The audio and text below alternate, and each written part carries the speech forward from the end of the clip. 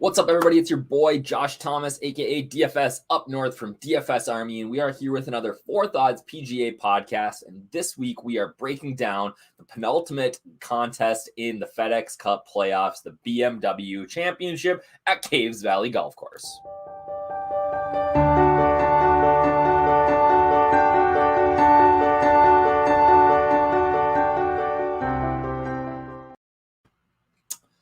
Like I said, what up, everybody? It's your boy, Josh Thomas, aka DFS Up North. We are here with another Fore Thoughts PGA pod. This is your first look at the BMW Championship at Caves Valley Golf Club. I give you my Fore Thoughts on GPP construction this week, or just lineup thoughts in general. Really, my first dive into the field and what I think is going to be important this week when you're building lineups for Draftkings and Fanduel. I'm excited. We are now at a 70-person event. This is a no cut. We are really kind of down to the wire here. Next week, the Tour Championship is, I'll be honest, is not my favorite event on tour. When we only have 20 guys, the salary's weird, the starting positions are funky. It's tricky, but it's a little bit of a math problem to solve, which I do like as well, I guess. So, we have the Tour Championship next week, but this week we got the BMW Championship. We're at a brand new course. There's tons to break down, so I am super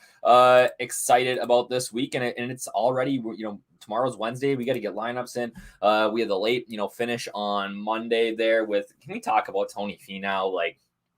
I'm just so excited that gets a win. Like John Ram said in his press conference today, how do you not like Tony? You have something seriously wrong with you if you don't like Tony Finau. So really excited for Tony to finally get it done and gets himself into a good position to make the Ryder Cup, which I think is important. If you are a red, white, and blue bleeding Ryder Cupper like myself, who loves to cheer for Team USA and loves a good contest, you want Tony Finau on that team. I wanted to give a shout out before we get into the breakdown of the course to my boy Backflow. Just came up short in the tiers contest. That's what I really wanted to point out, is that we have tiers and we cover tiers, and really most weeks I feel like it's underutilized, that we do really well in tiers a lot of weeks, and it's a good format, especially for maybe if you don't necessarily know a ton about DFS golf or about lineup construction. You're just picking from 4 or 5 different guys. It's a fun way to play. It's one that I really enjoy. So I want to give a shout out to Backflow for crushing the tiers there. I had the Ram play, which was a core play for me last week, but got Finau in there. Cantlay, Answer, Poulter got his 6-6 through. Was feeling good and just came up, like I said, a little bit short. Man, he probably was wishing that Abe Answer didn't make about 5 dozen triples on Sunday. So we are at, we got comments. Let's see. Woody, what's up, my man? We are at Caves Valley Golf Club this week. So this is not a brand new course. This is a course that's been there a long time.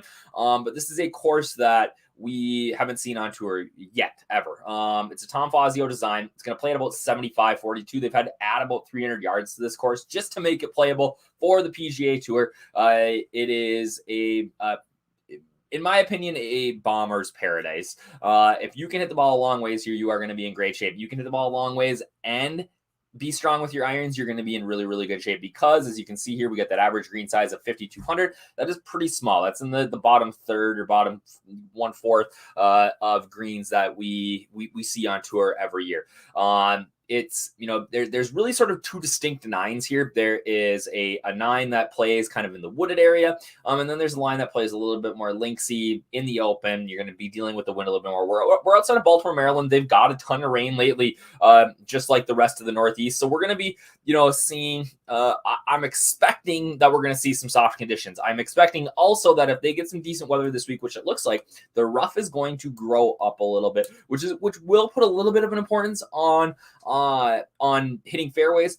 But again, the way that this course is set up, you can cut corners and you can really carry some hazards if you can hit the ball over 300 yards. So I'm not saying that you can't play guys who are short here. Some guys that are a little bit shorter here do have experience here. Kevin Kisner and the UGA Bulldogs, I think, won a national championship at Caves Valley, back in 2005 or whatever year it was. So it is, again, it's going to benefit the guys that hit the ball a long way. And again, I think we see the cream rise to the top. it was interesting to me to see guys like Tom Hoge and some other kind of scrubs play really, really well last week, especially like a guy like Hoge. I was looking into him today. He lost. He missed 4 cuts in a row and then shows up and gets 4th place and slams himself into the top 70 here at 48th in the FedEx Cup with a strong finish. So I don't expect that we'll see that this week. But I do think that maybe, with the new course, some of these younger guys might be a little bit more of an advantage because, you get guys who end up playing these courses multiple times. They know the tricks. They have days to get ready. And it'll be interesting to see if maybe some of these younger guys do a little better. I'm also interested to see if the guys that missed the cut last week play better this week as well, because, having that missed cut, you got to go home on Friday or head here on Friday and not have to, stay all the way till Monday playing at Liberty National. So it'll be interesting this week. We are switching back, or we're on bent grass again this week. Fairways, bent grass, fescue, ryegrass, bluegrass in the rough. Not super long. There is water in play here, a decent amount of bunkers, but again, if you hit the ball a long way, you are going to be in good shape here. Some of the courses that I think are comps. The one that I really like is Shadow Creek. That's where they played the CJ Cup last year with not being able to travel overseas, and we're going to get to why I like that as a comp course here in a little bit. But again, Bomber's Paradise, right? So we know that, or we assume that guys who hit the ball a long ways here are going to be in good shape. We also know that I didn't mention this a minute ago, but I think that the guys are going to tear this course up. I think we're going to see another. They want to make it hard, but I think they're going to have a hard time. I don't know if we get to -20, -21, but I think we're going to see like -16, -17, -18 win this week. So driving distance leaders over the last 6 events, we got Bryson, obviously, right? I really, really like Bryson this week. I think that he's an excellent play. He's discounted. He's going to be owned. But does that matter or not? We'll get to that at Fore Thought. I think number 3. Rory McIlroy played okay last week, made the cut, wasn't great. Johnny Vegas burned everybody last week, missed the cut. I think that he makes a lot of sense here. Cam Champ seems to be playing a little bit better right now, 7,300, nice value. And then the guy who is just above and beyond everybody else in the header there, like he is just playing so much better than every single other golfer on tour right now, and that's Jon Rahm. I just don't know how you get around not trying to be overweight on the field on Jon Rahm this week. Like, let's say he's going to be 30, like you got to get 50%. If he's 30% on, you got to get 50%. Like that's just what you have to do this week because he is playing that good of golf right now. So like I said, ownership matters to an extent. Rahm's a perfect example, right? Like ownership matters, but are you going to try to fade the arguably the best golfer in the world by a very big margin right now if he's 30% owned? No. Like you have to at minimum match that in GPP, right?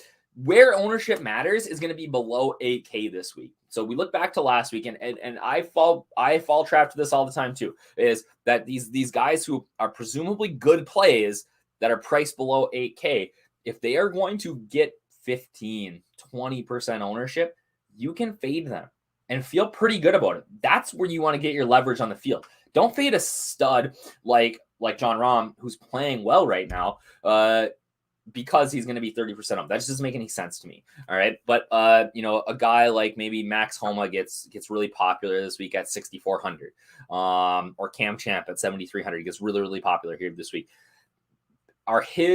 Is his expectations of finishing that much better than everybody else that's priced around him? And the reality is that no, they're priced down there for a reason. So making those swaps are what you want to do, not off of guys like Jon Rahm, who is an excellent play this week. So we said that it is going to be another birdie fest. Who is making birdies? All right.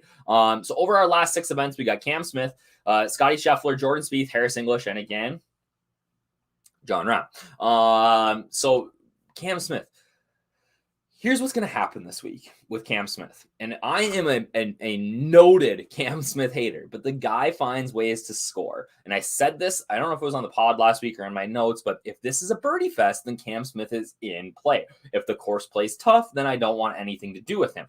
But he statistically just never looks good, but he just finds ways to get it done, right? But here's what's going to happen. Like I said, what's going to happen with him this week is that Cam Smith choked hard on the playoff hole against Finau. But because he's priced over guys like Bryson and Rory McIlroy, those guys are going to suck up a ton of ownership. And we in DFS get this like recency bias on it, and it's different. In NFL, I feel like the recency bias is, oh, he did it last week, he's going to do it now again. In DFS golf, it's, oh, he did it last week, there's no fucking chance he can do it again here, right? Like it's insane to me that like that's how we think sometimes with DFS golf. So I really like Cam Smith. I don't love the price. Nobody's gonna like the price this week, but again, he's going to be way under owned because people don't like the price. He's above Bryson and Rory. So I think Cam Smith makes a ton of sense this week in another birdie fest. And how do you not play John Ram? And if you're playing cash games, you put Harris English in there. It's just as easy as that.